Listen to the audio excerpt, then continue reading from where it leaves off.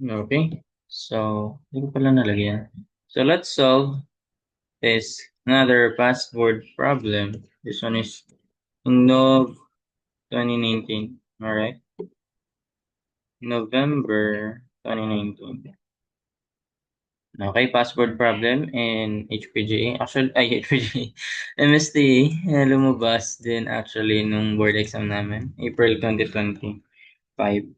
So, isip ko na, siguro kaya lumabas yan. Siguro wala gaanong nakakuha. Kasi sa CRF, actually may mali dito. Tignan lang natin. Tama ba? 30. Sige, tignan lang natin. Mamaya. So immediately after volcano, Mayon volcano showed telltale signs of activity. So the PHIVOLCS, ano ibig sabihin ng PHIVOLCS? Philippine Institute of Volcanology and Seismology. Ano ito, no? Tanong ba yan? Mali mo lang. Sama sa ano yan? Saan ba? Pagka-physics, volcanology. Anyway, so to set up stations, I mean the FIVOC set up stations to monitor the volcano. So two of such stations were located at points A and B. Ayun na agad, yung may given agad. Lagay na natin. 7 kilometers apart and on the same horizontal plane as the base of the volcano. Eh di, maganda. So, ano lang pala, same level din sila. Draw natin yan. Ganito. Okay na ba yan? Ganyan kalayo. A and B. Nandito yung point A, dito yung point B. Tama? 7 kilometers apart. Kilometrong layo. 7 kilometrong layo. Okay na nga yun. Wag na nga lang lagyan na. Okay, that's 7 kilometers. Laki. Layo ng agwat nila. On the same horizontal plane as the base of the same lang sila ng ano din. Kumbaga, pag in-extend mo yan, nandun din yung foot ng volcano. O, ganun lang. Extend ko siya as, ganyan. Makita lang natin. Hindi ko na i-exage masyado. Yan, tama. So, and on the same horizontal plane as the base of the volcano. So, from station A, lagyan na pala natin yung volcano. Triangle na lang.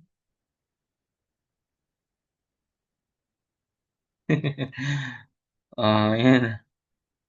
Triangle na lang. Ayoko na nung may pa-zigzag. May pa ano niya. Okay na yan. Mhm. Mm. So, from station A daw, the angle of elevation of the top of Mayon is 8 degrees. Okay, so ano ba pwedeng blue or ano na lang? Green? Sige. So, angle of elevation with respect to horizontal yan, matik. So, that is 8 degrees sabi. 8 degrees. Ano bang? Kaya pala. Ano manipis? 8 degrees. Tama? When the volcano erupted daw, tama, from station A, yan station A, so the angle, ay, paano ko pala nasabi na AB to, no? Sige, tignan natin. Hindi lang, naglagay lang din ako eh. Malaman siguro natin.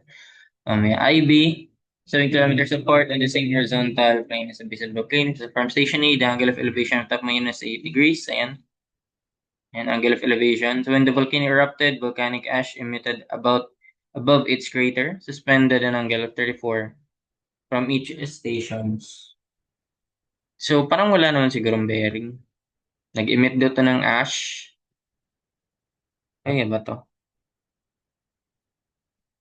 Ah, ganyan daw. So, nag-emit. Kita ba? Block ko na nga lang. Block ko na nga lang din. Okay, nag-emit ng ash. Yung... Yan ba itsura? Wala lang. So the volcano erupted, the volcanic ash emitted above its crater and a crater above its crater suspended ang angle 64 degrees from each station. So ibig sabihin, ito yung nasuspend niya yung angle na to. Buong angle na yan. Subtended.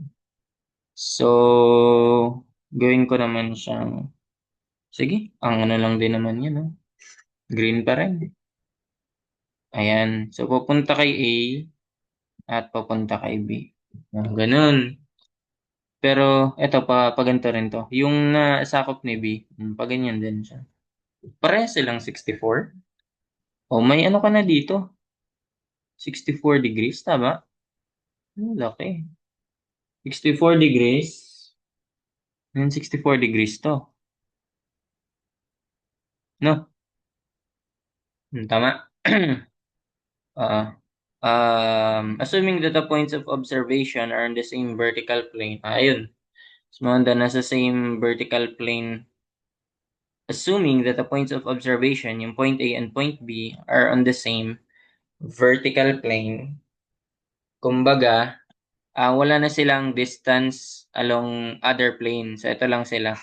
7 meters na yung distance nila. So, parang isang ano lang sila. Hindi sila nakaganito, parang ganyan. AB. So, may isang distance pa. Bagay yun na yung distance talaga nila.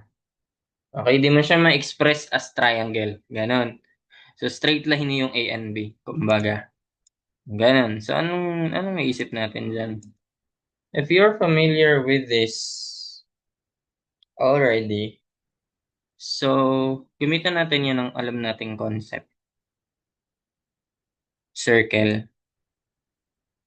Kaya ba yan? Tanda yung, ayun. Ito, ay, kaya ba yan kaya ba ipakita dito? O hindi? Di na, ayan na.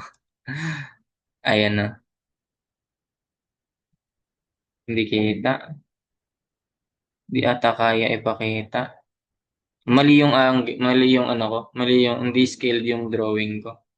Kasi ganito, kung same yan sila na 34 degrees, no?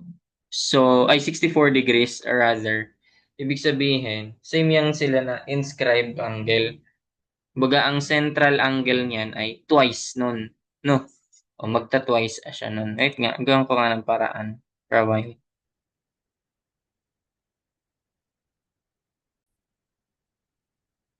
okay, so continuing. So, ganito siya nangyari. Pag ginawa kong in-scale ko talaga. Para masunod mo yung, mapasok mo siya sa circle. Para ma-apply mo yung inscribed angle theorem, di ba? Na kapag, so basically, application to ng geometry lang. Ayan, ito pala yung point A. Wait nga. Okay, naka 2 naman na siya. Ito yung point A, ito yung point B. And then, pangalanan natin tong point O, center ng circle. Di ba? Saan yung alam natin? Sa trigo. So, pag may inscribed angle ka, or may angle ka, inscribed. Intercepted yan, arc. So, pag papunta ka sa kahit anong point dyan sa circle, ibig sabihin, magta-twice to. Masyado ano pala to? Yung 64, tama ba? Magiging ano pala yan? Magiging obtuse na pala yan kung tutuusin, no? 64 times 2. Kasi ito yun, 64, ayan. Ito, yung line segment mo, ayan. So, sinuspend niya tong arc na to. Then, ganun din dito. Di ba? So, equal sila. Ayun yung pinatunayan mo na, yan yung patunay na circle siya kasi, kumbaga, yung points A and B ay naglalay sa isang circle since ang ini-intercept nitong angle na yan ay itong arc na to and ganun din dito sa angle na to. Yung arc na yan and equal sila. Ganun yun, di ba? Kapag circle. Or kahit dito pa yan. Basta iisa lang yun na iisa lang sila ng ini-intercept na arc. O yan, o yan. 64 din yan. Kahit saan dyan, 64. And syempre, kung 64 yan, magta-times 2 tong ano, central angle. Eh, hindi ulit scaled. 64 times 2, 128, di ba? Oh, obvious dapat yan. Kung tutuusin, no? Kung nga naman, hindi na naman scaled. What if nilakihan pa natin yun? Gusto ko maano eh, ayusin natin. Sige. Okay, so continuing. Yan na. Actually, pwede naman siyang ipilit. Ipilit na gawin mo talagang obvious yan, 128. Sa serif niya, di naman ang pinilit eh. Akit lang din yun. Mukhang akit lang din yun. So, yun for the representation lang. Sige, okay na yan. So, ang gagawin natin dito is, yan na, magle-label na tayo ng mga papangalanan natin. Ito, pangalanan ko to at gagamitin ko rin to sa second solution. Another solution. Yung using plain triangle lang. Ito, nag-geometry tayo eh. So, ayan. Yung height na yan, ayan yung hinahanap, di ba? So, determine the, ayan, find the height of the ash. Purple ulit. Oh, yeah. Ayan. Ayan yung H pa pangalanan natin. Y na lang. Pangalanan ko yung Y. Pangalanan kong H yung height ng volcano. Height ng volcano. At kailangan ko rin yan sa sunod na solution. Para consistent tayo. Pangalanan ko naman yung H. Yan na lang yung pangalanan kong H. Yung isa, pangalanan kong Y. So, ayun. Actually, madali lang sana yan kung magagawan mo ng paraan para makuha yung radius. Then yun, yung straight, yung ano lang yan. Chord lang yan. Kasi straight line lang to eh. Vertical line lang to. Yan yung vertical line lang yan. Yan na yung height. Medyo di lang ata scale. Tabingi no? Tumabingi. Pero syempre, yung direct ano yan. Vertical line lang yan. O radius lang yan. Kung makuha mo, madali mo makuha yung radius. This will be 128 degrees of juice. 64 times 2. 128 talaga yan. Okay. So, ayun. So, anong gagawin natin dito? Siyempre, utilize natin yung mga given. Ayun, may 7 kilometers ka dito. Paano mo magagawa yan? Pwede ka sana magana, no? Kung magsasayndo ka, itong buong angle gagamitin mo. Ito yung makukuha mo. Oops, ito. Ay, tanggal. Kamali ng pindots. Okay, so ito. Ito kasi highlighter. Ayan, pwede ka mag-sign lang siguro dyan. Kaso, alam mo ba to? Alam mo na ba to? Hindi pa, no? Pero pwede. Diba? I-express mo lang siya in terms of, in terms of each. Pwede. Pwede. Considering, mm, this triangle. Ito, i-drop ko yan pababa. Kaso may horizontal distance ka pang x. Ayan. Ayusin ko nga. Straight line ba? Mukhang straight naman sa akin. Ba't parang hindi? O, ayan. So, ito, papangalanan ko tong x. Yung sobra. Ayan na naman. May another value. Another equation. Another variable na naman. Ilan ang unknowns dyan? Y, H, X. Nadagdagan. So, 3 equations kailangan magamit mo dyan if yan yung gagamitin mo. So, si R, magdadagdag ka pa kay R, magiging yun? 4 equations. So, sige, i-limit na lang natin sa 3 equations. Malay mo, mapalabas natin si radius. Yan, pag nakuha mo yung radius, madali na lang sana. Cosine law ka na lang. Sige, utilize natin itong triangle na to. Ito muna. Tignan natin anong relationship makukuha natin. Ito, at ito. Ayun. Kita ba? Kaya ba ilabas yan? Uy, angas. Gagamitin din kasi natin yan eh. So, ano to? Ito yung 64 plus 8. 8 plus, 8 times 8 plus 8. Ganun talaga iniisip, no? 72. Tama. 9 times 8 lang yan eh. Diba? 8 times 8 ay 64. Another 8. So, 9 times 8. 9 times 8 equals 72. Pero mukhang di 72. Opposite niyan ay y plus h. Tapos ang adjacent niyan ay 7 plus x. Okay ba yan? Tatlong equations agad dyan, no? Ano pa pwede natin gamitin? We can also use yung maliit, no? Ito. Ano yan? Ito, baba. Drop po, two equations lang yan, no? Gamitin natin yan. Ano yan? 7 plus x uli. 8 degrees naman. 7 plus x. Tama? Tapos h. Two equations. Two equations, two unknowns. Two equations, three unknowns yan. Kasi, hindi ko pala sinulat, no? Nag-declare na agad ako. Hindi ko pa sinulat yung equation.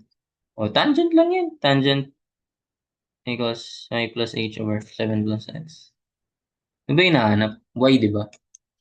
Plain trigo na lang tayo. Parang pinagsama ko na yung first and second solution. Sige, so tan 8 degrees naman is equal to opposite h over 7 plus x.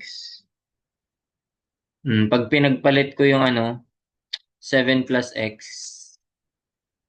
magiging one equation y plus h. Kailangan ko pa talaga ng isa.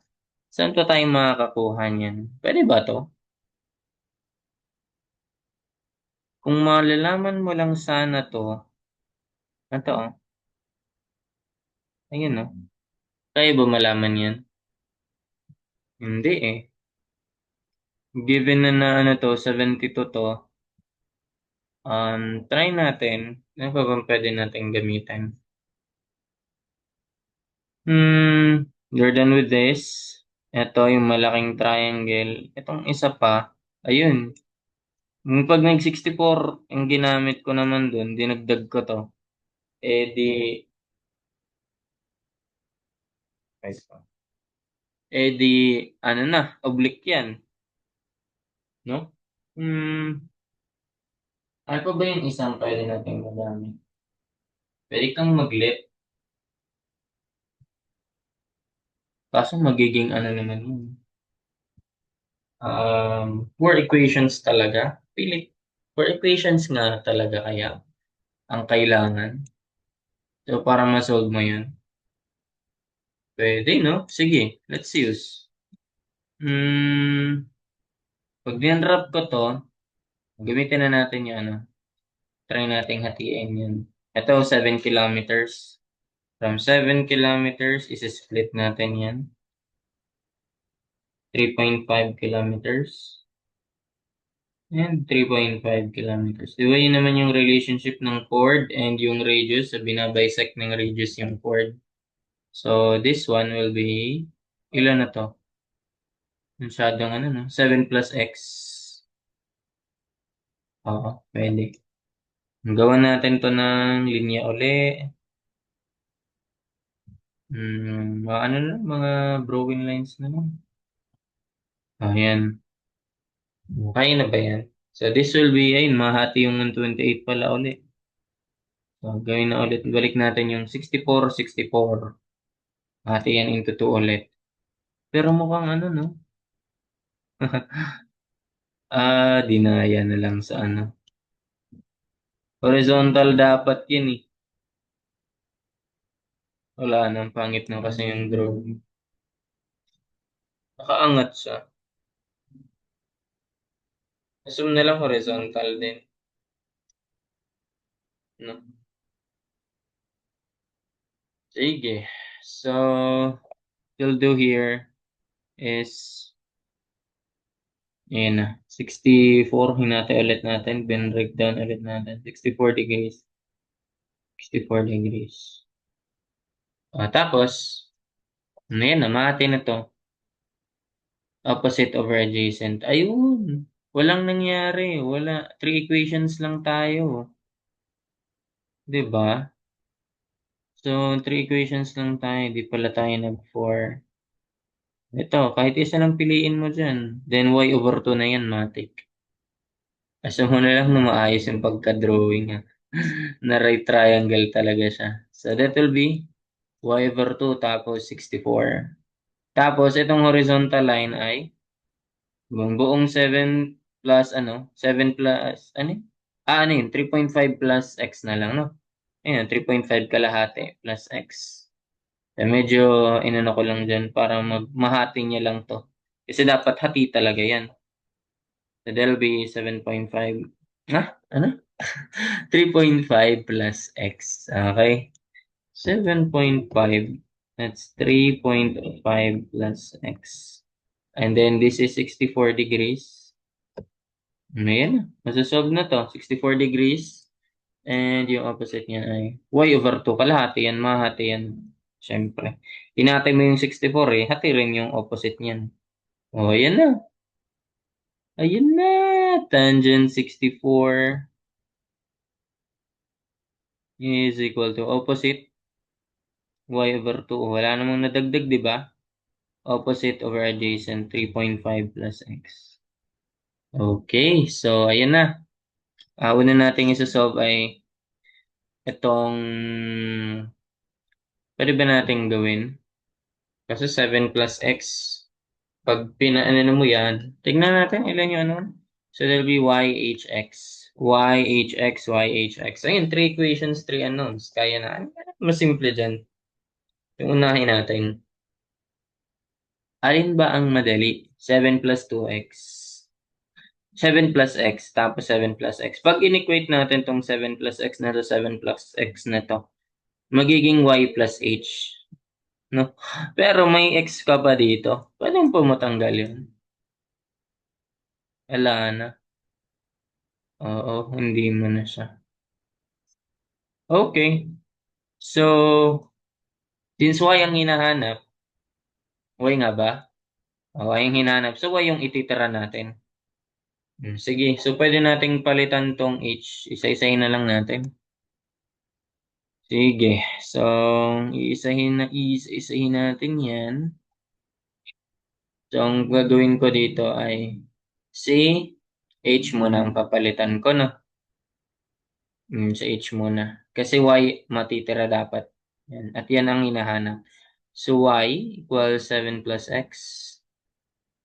7 plus x times tan 72. 7 plus x times tan 72. Y equals, yon minus h. Oh. Ay, wait lang. Mani. Si y nga ni ang ititira. So, dapat, nakaano tayo, y plus h. Then, solve natin si h in terms of y. So, ayun, y plus h equals 7 plus x times tan 72. So, solve natin si h in terms of y. Ay, lipat na lang natin to si y. Ay, lipat na lang natin si y. Ayan, minus. Ay, so, h equals, ayan, minus y. Tama? H, 7 plus x minus y. So, ayan. Ito yung papalit natin dito. Ayun. So, one at a time natin. Dali lang naman din. Chip solve mo na to. So, that'll be tan 8 degrees is equal to opposite niyan. Yung h ay 7 plus x. Yeah. 7 plus x times tan 72. Lagay ko nga ng parenthesis. 72 minus y. Tama, 7 plus x tan 72 minus y all over h over 7 plus x. Ayun. Then parang mas maganda isolve muna si x bago si y. Di ba? Oh, hindi naman kasi laging kailangan si y agad eh. Solve mo muna si x yung distance, then solve mo na, then ano mo na lang, di ba? Kasi kung si x ang i-isolate mo, ang hirap niyan, 7 plus x, 7 plus x. Di ba? So, si Y, yan, oh. Binibigay na, oh. Oh, spoon feed na yan. Oh, ito, Y over 2, di ba? Kumbaga ito, pwede ko ba siyang gawin as, ano, Y baba ko na sa 2? Y baba ko na si 2 dito, so magiging ano na to? Bababa ko si 2 dito, magiging 7x, 7 plus 2x na to. Tama? Pwede yun. So, gawin ko ng 3 times, 2 times 3.57, then plus 2x. Di ba? O, yan. So, yung y dito ay, yan, gagawin ko na siyang ganyan. Okay. So, ayun na. Y equals y na lang yan. Then, masasolve na natin si x. Ganun. So, y equals y. Hmm. Um, kahit hindi na nga, no? Sige. So, 7 plus 2x. Baga, ilagay mo na lang siya as is. Tan 64 equals y. Actually, pwede mo na ito i-plug in eh. Plug in mo na yan dyan. O, yun na yun. Masasolve mo na si x. Yay! Kopya. Ay, bakit di mo kopya? Yun. So, that'll be tan 8. Tapos yung y, papalitan ko na lang to nito. Hindi ko makopy. Kaya pala. Magkasama sila.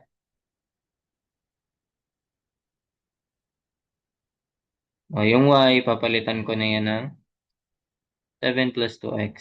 Mali lang shape solve to. 7 plus 2x tan 64. Ganun.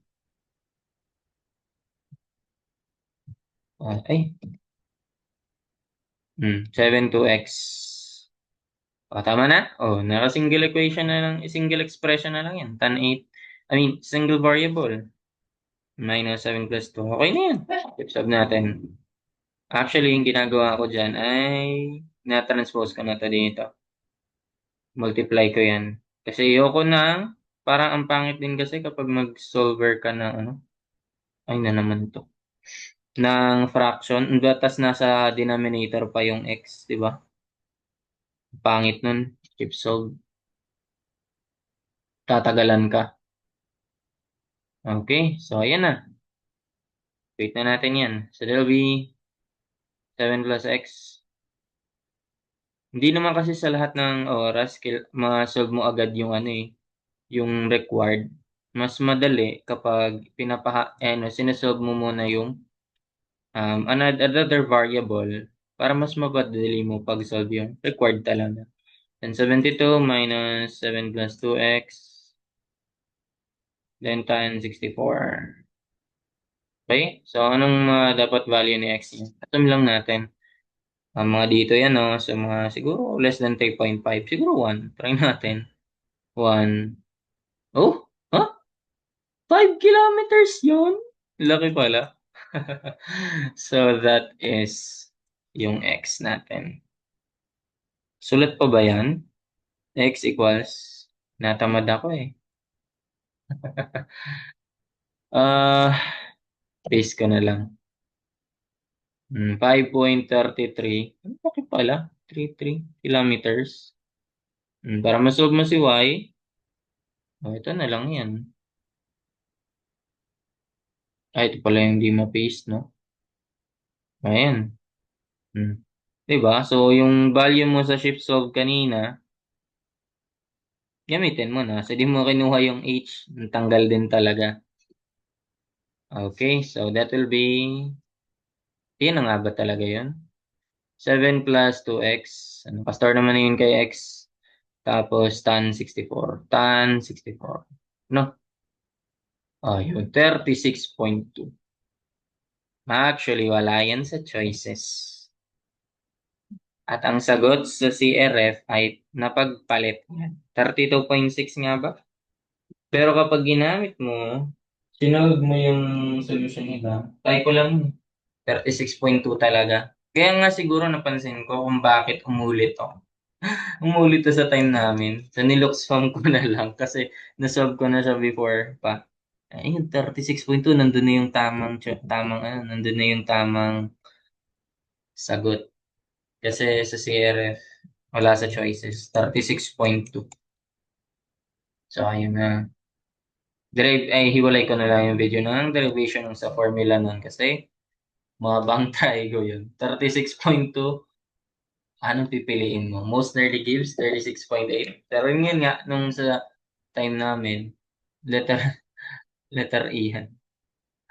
36.2 kilometers. Nung sa time namin, nandun naman, nakalimutan ko lang ang letter. 36.2 kilometers. And that's it. Yun lang naman. Silang, di ba? Kasi ba yan? So, ayun. That's it for this problem. I hope you learned something. Thank you for watching.